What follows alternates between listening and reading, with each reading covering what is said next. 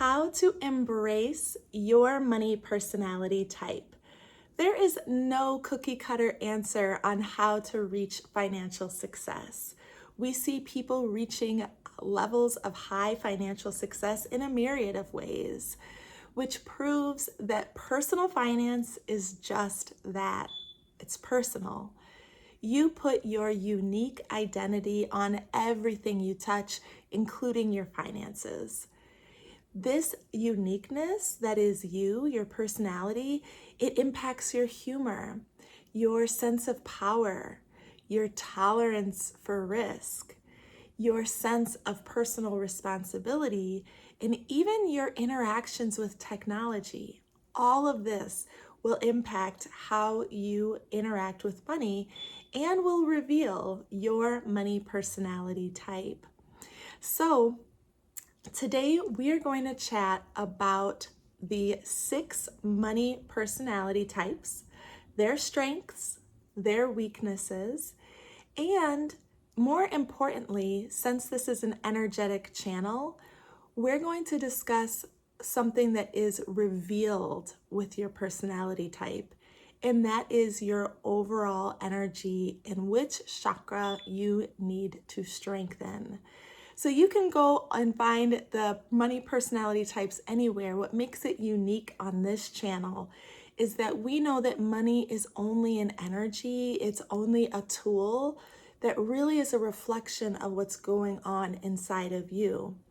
And so wouldn't it be interesting to find out which money personality type is your strength, but also what does that reveal about yourself and which chakra needs the work, needs to be exercised. So I love this. I have to admit, this is my favorite chakra to work on when it comes to money because it is so unique to you. The solar plexus is in your upper abs. It is represented by the color yellow. And in today's video, you will see which personality type is yours. Again, there is no right or wrong personality type. So how will you know which one is yours? Well, since the solar plexus sign is fire, you are going to feel the heat. When I read off what the description is of the money personality type, you'll know if it lights you up, if it makes you feel powerful, if it excites you, and you will feel the heat. I'll also be sharing with you what my money personality type is. I won't be able to hide it because when I get to that money personality type, you will see my fire light up and it just makes me feel powerful and excited. And I am excited for you to see which one is yours. So welcome in. My name is Danielle, your chakra yoga teacher. I am so grateful and so excited to have you with me today. Let's dive right in.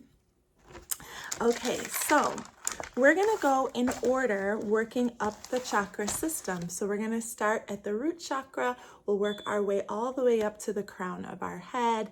And so we are going to begin with the root, starting at the beginning. Okay. So this first money personality type is the compulsive money maker. Okay, so the strength, what lights this person up? What lights them up is they love to make money. They love the accomplishments and the titles that are associated with their success. Their ability to make money often gets attached to their self-worth.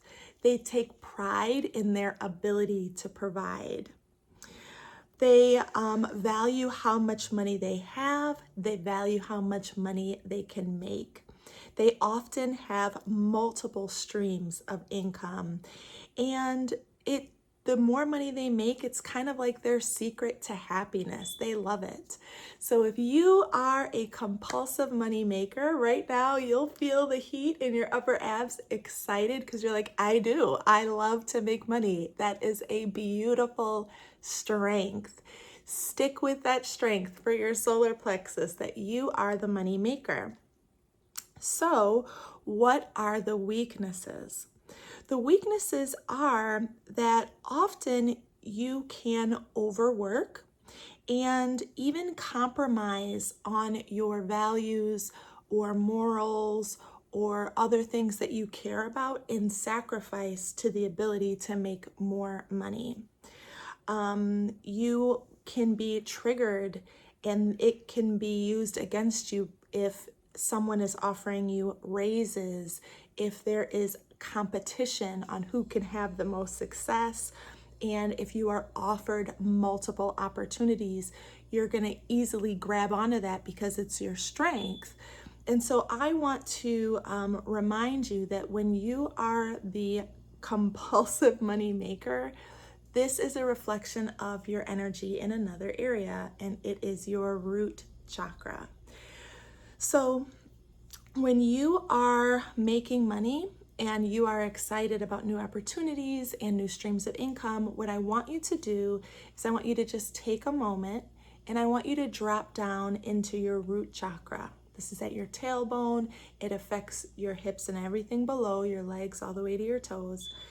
And so I want you to ground down into the moment, and I want you to ask yourself, is this ability to make money overpowering and activating? Am I putting all of my self-worth into this?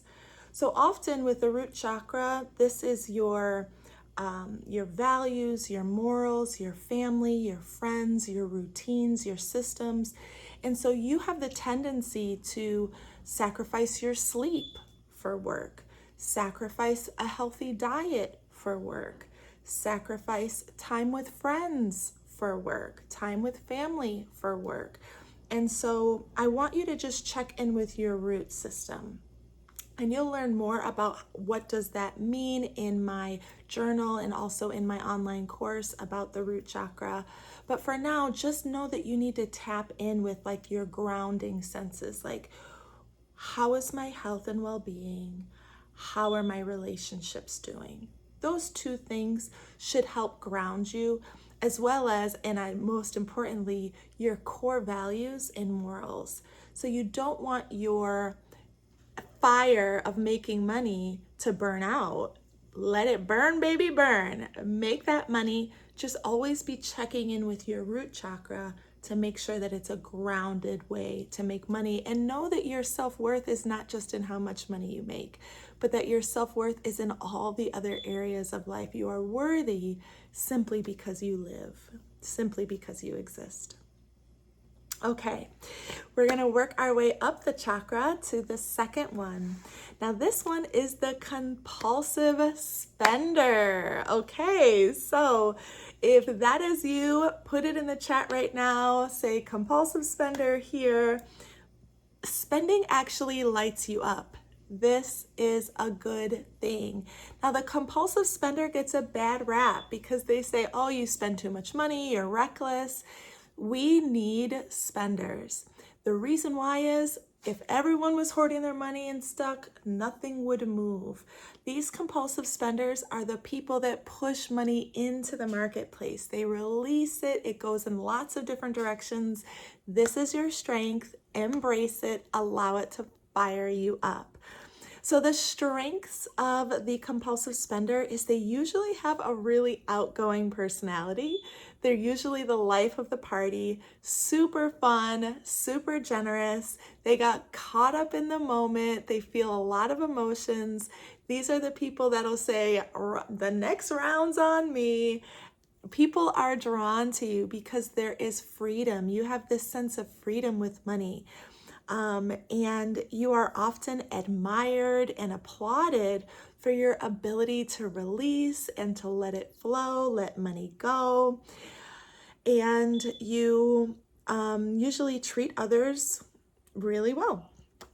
Okay, so you are the fun spender. Okay, so that is your strength. Keep it up, okay? Don't squash that fire inside of you. Okay. The flip side to it though, the weakness, the thing to be observant of is that you can overspend. Okay, so you can have the tendency to spend money whether or not you have it. So when you're in the moment, it feels good, but then when you go home, you're like, what did I do? And regret sinks in. You often could get stressed out when it comes to money. You can feel bored when it comes to money, and you can easily get into debt. Okay. Often with the compulsive spenders, price doesn't matter.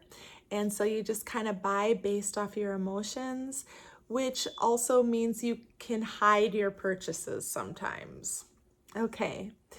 Your triggers, something that can trigger you and get you to activate that power is sales, deals. You can have habits, right? So late night spending. So if you know what your trigger is, or, definitely guard that. And if you don't know, start to get to know what your triggers are. Is it late at night when you are scrolling and that's when you start putting stuff in your cart? Is it when you go to the mall and you're with maybe socializing with other spenders and you feel prompted? Is it a specific item? I know for me, I'm not a compulsive spender. I could go to the mall and not really spend anything except when it comes to one item, and that is earrings. If I see earrings, for some reason, it's just like, well, I'm gonna need those. And I love collecting them. It doesn't matter. Like, that's when my little compulsive spender comes out. And I have a girlfriend that does the same thing for shoes. And so she has to know her trigger and I have to know mine. Okay. And there's this keeping up with the Joneses. Okay. So this compulsive spender, when you're activated and feeling good and feeling powerful in your spending, because that is your fire strength, I want you to drop down into your sacral chakra. So the sacral is all about pleasure, fun, and flow. But what's happening is that it can have an overflow. It can be overactive. It could be overcompensating. So I want you to ask yourself, I want you to drop down into your sacral before you spend and say, is there any other way that I can get pleasure in this moment? Like, it doesn't necessarily have to be releasing money that could get me the pleasure. It could be, a touch, a hug. It could be laughter. It could be socializing, but it could be something that is low cost or free. Okay. I also want you to find healthy ways to process your emotions.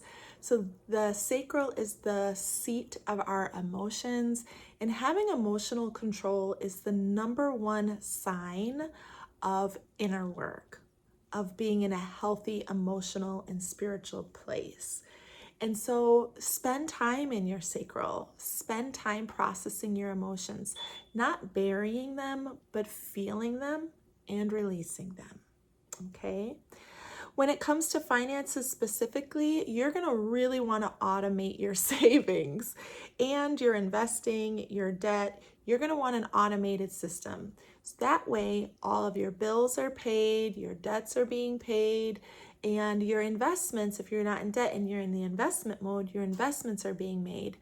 Allow yourself that pocket that says, this is my spending money. If you don't give yourself this, your fire will burn out, and then you will have an imbalance in your overall energy. So please keep spending and just do it more responsibly. Okay. All right. If that is you, please put it in the chat. I love seeing the comments and I interact with you guys, so please put them in there. And okay, so we did the root, we did the sacral. We're going to skip over the solar plexus because all of this is solar plexus. It's all about embracing your identity and finding out what lights you up. So we're going to go up to the heart chakra next. Okay, so the heart chakra is the person who is indifferent about money, also known as the flyer. Okay, so this person has sort of an avoidance when it comes to money. So, love and hate are not opposites. It's love and indifference. I'm sure you've heard that. And so you're just kind of have an indifference about money. So you don't like talking about money. You don't like managing the money. In fact, for you, it seems kind of over dramatic to be like obsessed about money or over budgeting.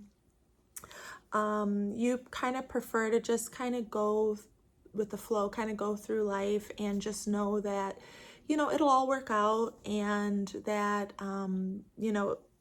as long as you have enough to survive, that you really don't want to stress. You really don't want to, overthink and make too many decisions. So this might sound very unusual to the other money personality types, but this is a real one. There are lots of people that have this, and you want to still have this activated in you. It still burns your fire to be able to not think about it. So it excites you to be like carefree about it. And please keep that fire, keep that carefreeness, that money isn't the most important thing, because truly it's not. I mean, none of this is going to come with us into the next life. It's not the core. You could have $1 trillion and still not feel peace, still not feel joy. And so the fact that you are not anchored in money is a beautiful thing. So please keep that. Please know that that is a beautiful activation, and that is a strength, especially when we start talking about some of the other personality types that really focus heavily on money. You are the balance in the world of the people that don't worry about it and don't take it too seriously. So keep that strength. Okay, so the con of the flyer is that avoidance can affect your money, right? So to totally avoid from it can mean that it's going astray, it's going wonky, it's unknown. If you are the person who is in charge of it and you're avoidant, you can experience a lot of financial struggle. If you've given the responsibility over to someone else and you're still avoiding it, you can be easily taken advantage of or manipulated. And so for this person, the unknown is kind of letting things fall through the cracks. Okay. Okay, I just want to make sure I don't miss anything. So yeah, it's the disadvantage is just that greater unknown, not knowing how it's spending, not knowing how it's growing. So for you, it is a heart chakra weakness, right? So what I want for you to do is when you are thinking about money, I want you to tap into your heart chakra. Now, this is the most powerful chakra of the entire system. It is that green energy, love, compassion, forgiveness, boundaries. And so it impacts greatly all of the other energy systems. And so for you, with that indifference, what I want you to do is I want you to come up to your heart chakra, and I want you to feel compassion for the people who are impacted by your finances. So for this person, money may not have a big impact on you, but relationships certainly do. And the way that you are impacting others certainly has a big impact on you, and that is a motivator for you. So I want you to think about how this is affecting others. So if you are in a relationship, a romantic partnership, most likely you have not attracted a partner who's also a flyer, who's also indifferent. And so your money decisions or lack thereof are greatly impacting your spouse. And so for you, even though money doesn't really matter to you, I want you to come up to the heart, and I want you to have compassion for the people that you're working with. If you are a parent, same thing. It can be frustrating for the children to not feel like you are taking it seriously. Even as you age, they might be feeling like you don't care about their inheritance. And so you're going to really want to tap into that compassion center. And even if you don't have those relationships and you're like, I just have a a financial advisor that takes care of everything, good. Actually, that was a tip that I was going to give you for this money personality type, is to outsource the responsibility. So if you've already done that, if you say, I already know I'm indifferent about it, that's why I got a financial advisor, great. You still need to tap into your heart chakra. No excuses. Because it can be frustrating even for them, even for the person that you've hired, because you're maybe not making it easy for them. You're not involved with them, okay? And it can still be frustrating, and they might not feel comfortable expressing that to you because they're like, well, they're paying me, but their carelessness is very frustrating. And then on the flip side, even if it's someone you've hired, you want to make sure that they're not taking advantage of you. So you're going to still access that heart chakra for boundaries and not outsourcing it 100%. And maybe starting with baby steps. Once a month, you're going to check in and do a review, read the report, things like that. Okay, so if you are the flyer, please put it in the chat. Okay, we're working our way up now. Okay, so now we're going to the throat.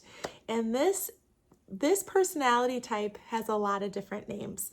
Okay, so my favorite name for it is the Saver Splurger, also known as the Free Spirit, also known as the Risk Taker. Can you guess which one is mine? So, yeah, I'm the Saver Splurger, and it just lights me up. I freaking love it. And I can't stop doing it, or else it would put my fire out. Okay, so for all of those free spirits out there, for all those risk takers out there, drop it in the chat, holler at your girl. Okay, so yeah, love it. Let's dive in. Okay, so the strengths. These are the people that get very excited about an idea or a venture. They are a lot of fun. And I love the name Saver Splurger the most because it really explains the process. So these people have no problem saving. I can save, and let the money pile up. But if something comes up that I'm like, oh wait, I've got a brilliant idea, or I see an awesome opportunity, they're willing to risk it all. Let's go all in on this, okay?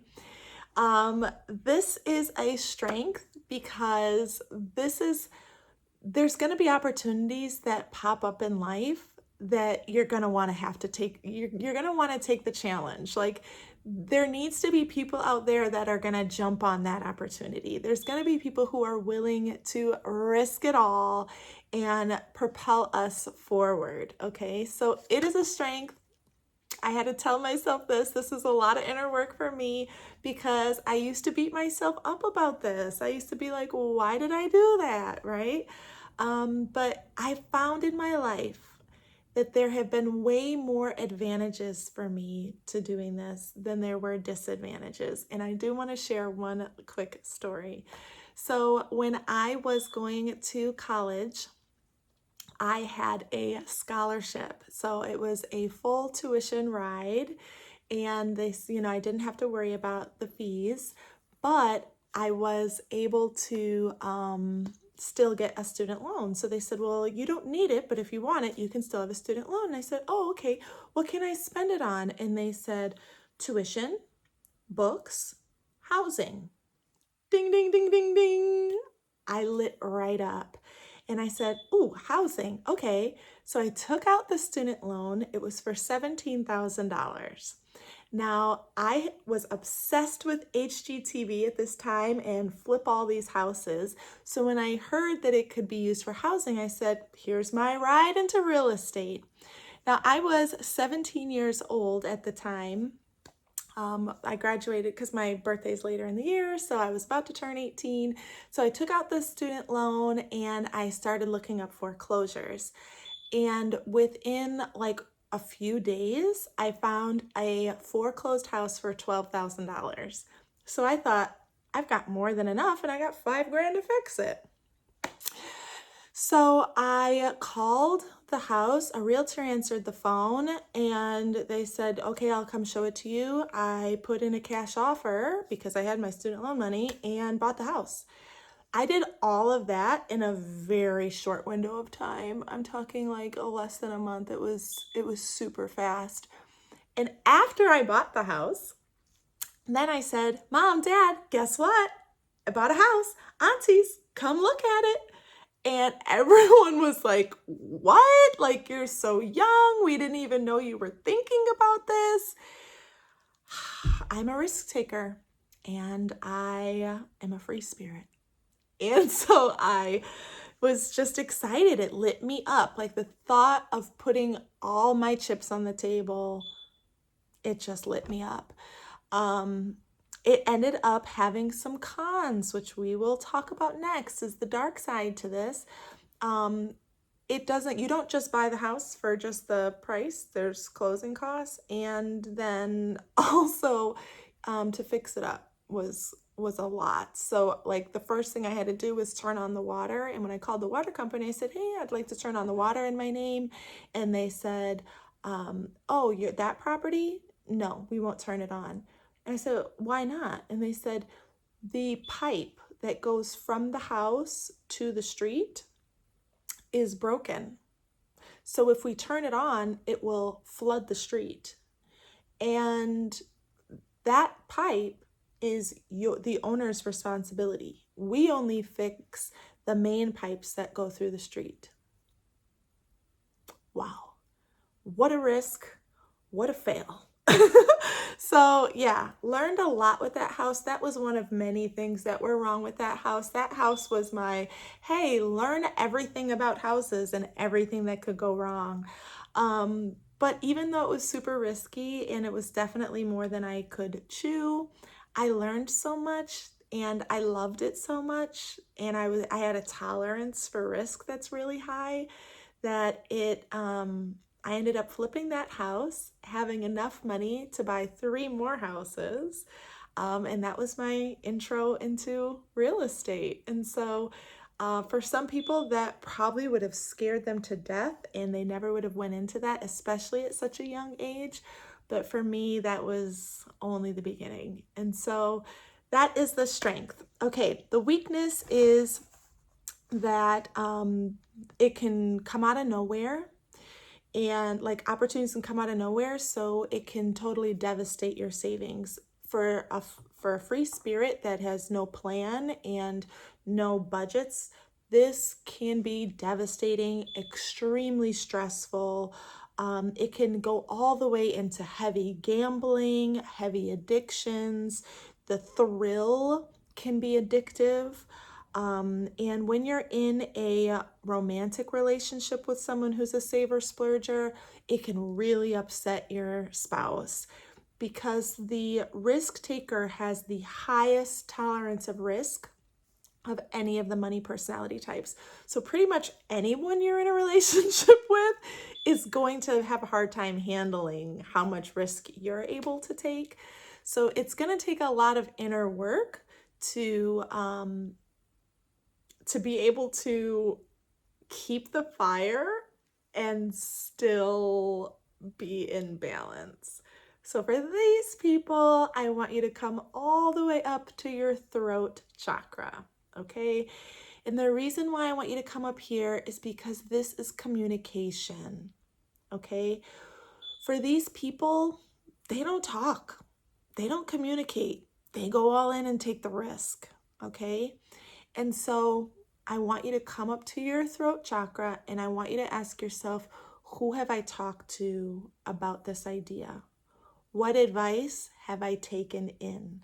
Okay, you're going to want to slow things way down and you're going to want to be willing to change your plan. It does not mean that you have to stop your plan. It just means that you're willing to have input and have that input actually have an impact on your plan.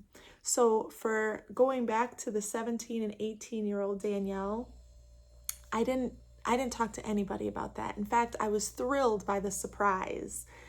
So I would have went back and told her, Tell people this is what you're planning. Get wisdom. Get input. Listen twice as much as you're speaking. And be willing to change the plan. If you want to get into real estate and you want to use your student loan to get into it, it's actually a brilliant idea, okay? And it worked. But maybe you wouldn't have bought that house, which I wouldn't have. But it was all in God's plan because I learned so much. So yeah, make sure that you respect the people that you're in relationship with, get good counsel, and set aside money specifically for your risk taking, which might sound like an odd category, but if this is you, you need this in your category, which means that you've got, goal-based savings. So you've got your regular bills, your investments or debt payoff, you've got your emergency, and then you've got your risk, like a budget in your risk. You know that at some point you're gonna wanna risk it all, and you can't risk it all. Risk the risk bucket. So even in my relationship, in my marriage, I'm the risk taker, and my husband is coming up soon. I'll get to that. But we know that I'm going to want to go all in on stuff. I've done it multiple times. My yoga business, I went all in. My product line, I went all in. Books, I went all in. Like, it's just going to keep happening because if I don't do this, my fire will dwindle, okay? All right, let's move on. Okay. So that's the throat chakra. If you are a free spirit risk taker, put it in the chat. All right, let's move up to the third eye. Okay, so for this is the compulsive saver, okay? For the compulsive saver, the idea of saving lights you up. It ignites your fire. You love saving money, watching the balance grow. The more you make, the more you want to put aside. You love to save, okay? You are, let's see. It's so for this one, it just seems kind of, like saving is like the main thing. So there's not much else to talk about, but it lights you up, and that's important, and that is valued. And we need savers. We need people who have a resource behind them. We need people who are able to stack up and load up. So if that lights you up, please continue. That is your strength. The dark side of it is that there can be a fear of losing money. You can also over self-sacrifice in order to save. So like you've got the money to go out and have like, new wardrobes and do, all this spending, but you don't. Like you wear like, you've got like, your staple outfits. You don't spend, you can even, buy cheaper items that it's not truly a reflection of your net worth. I keep doing this because I just imagine this person just literally sitting on a pile of money. This, you can, have cheaper items. And by cheap, I just mean like less expensive items. And there can also, again, coming back to that fear that if you spend, like, it's going to end. Like this is all you've got. And when it runs out, it runs out.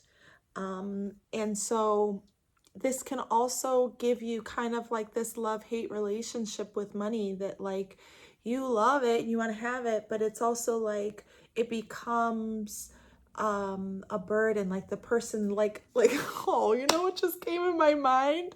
Schmeagol from the Lord of the Rings.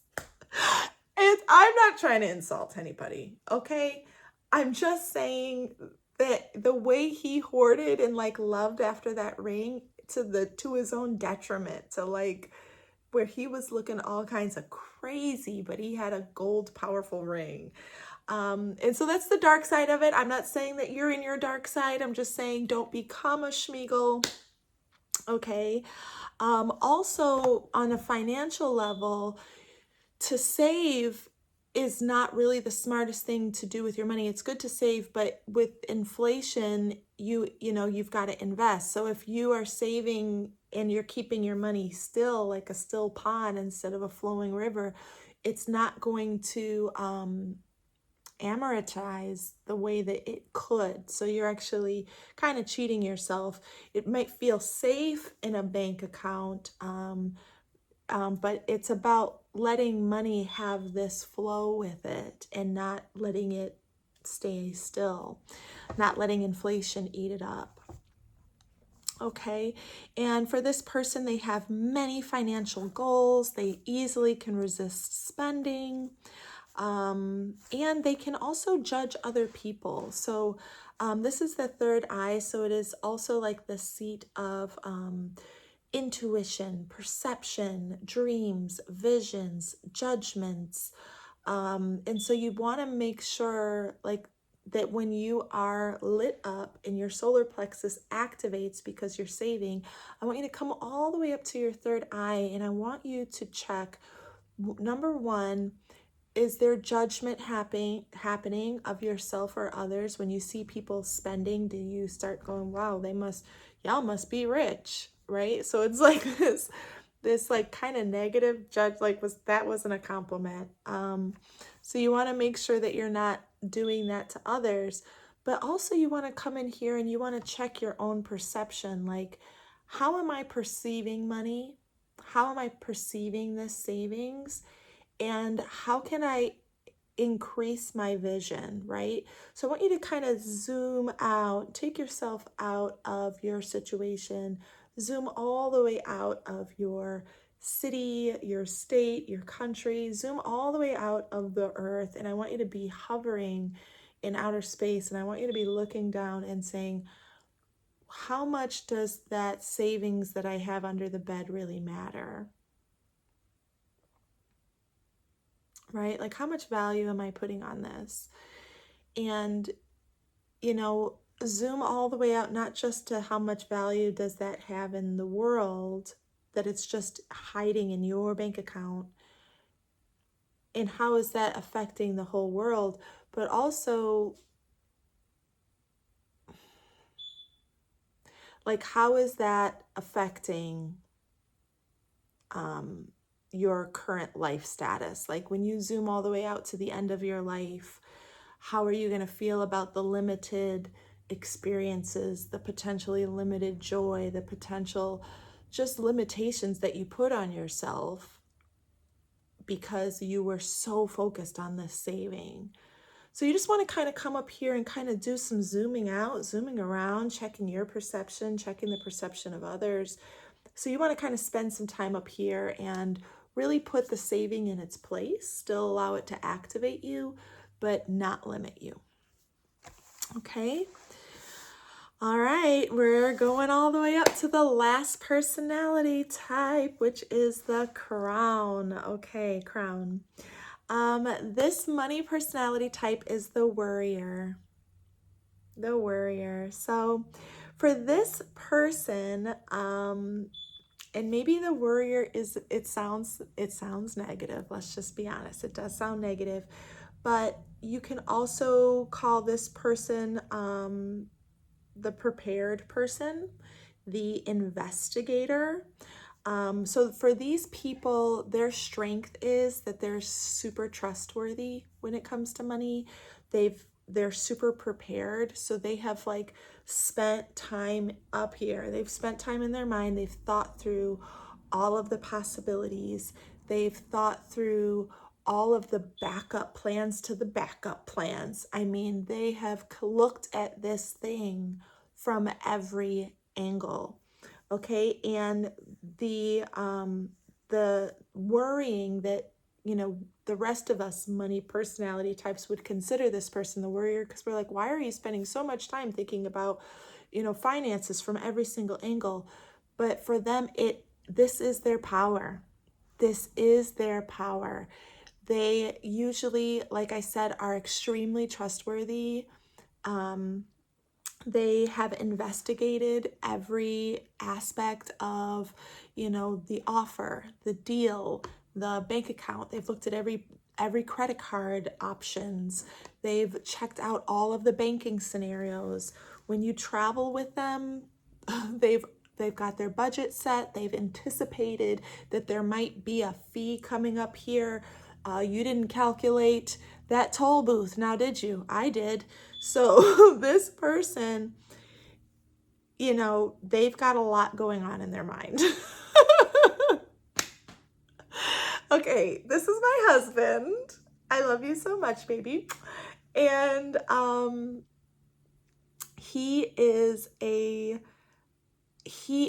what I love so much about him is he's always prepared. He's called it, which is something that we joke about, is that he's like, called it, knew that was going to go down, da, da, da. And it's fun because I'm the risk taker. So I'm willing to be like, I'll just see what happens. And he's like, nope, I called that. So it's a really nice compliment. I'm glad that I have him. But there is a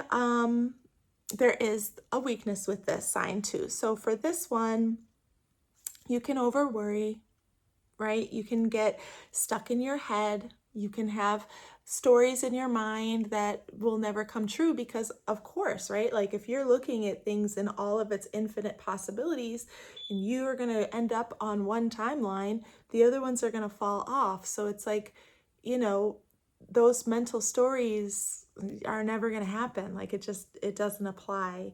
It can make you negative. You can get stuck in research rut, just keep looking stuff up, which can stifle creativity. And so for this person, what I want you to do when you are investigating and being super prepared with all of your finances, when that is lighting you up, I want you to come all the way up to your crown. And what I want you to do is I want you to release worry. And I want you to release control. Not releasing it to where you're totally letting it go, but you're going to leave some space for God. You're going to leave some space for the divine to work, to let him lead and guide, that he's going to have some input in the direction of your life and in the direction of your money, okay? That you live in a universe that is abundant. And so you can ease your mind. You know, it is your gift that you're able to see all these possibilities. It is truly your gift, but you can also ease your mind, open up your crown chakra and say, I'm going to leave some room for God here. Okay, and I'm going to take the worry off of me and put a little bit more on his plate. Okay. All right, very good. Okay, so those are the personality types. If you are the worrier or if you prefer the investigator, if you are the investigator, please put it in the chat. Okay, thank you guys so much for going through these personality types. I do want to share with you one last thing. This is your bonus for sticking with me to the end. I just need to grab it on the table over here. One moment. Okay. Oop. Okay. So for one, please put your money personality type in the chat. Any questions or comments, I would love to hear from you. And this is the bonus. This is the Solar Plexus Journal.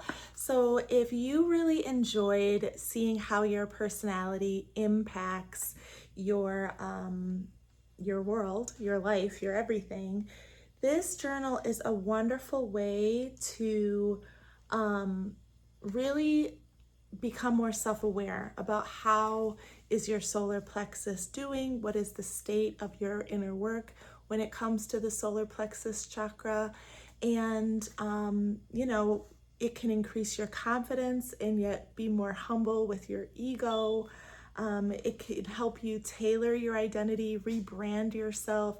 I mean, this journal is amazing. It's available on Amazon. I'll put the link down below. I go over some tips on how to recharge your solar plexus, a couple of poses for the yoga flow for it, your quiz that you can do. This is my quiz that I did. So I do all the personal work as well. And just an example of a question that's in here. Who were you 5 years ago, and how have you evolved since then? So knowing that you're not the same, that your identity evolves, right? And so I want to thank you guys so much for joining me today. I love you. God bless, and namaste.